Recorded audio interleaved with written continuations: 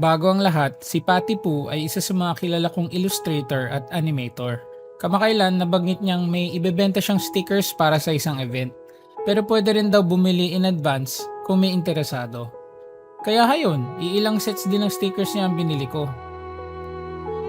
Gusto ko particularly yung iilang characters na drawing niya. Kasi parang silang pansit canton. Sweet and spicy. Kasi pag sa una mong tingin mukhang patwitam sila, pero pag tinignan mo pala ng maigi, aba pang boudoir photography pala ang kasuotan nila. In fact, may binigay siyang iilang free stickers sa akin at isa sa mga yon extra spicy.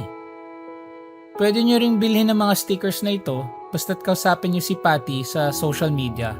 Ilalagay ko sila sa caption.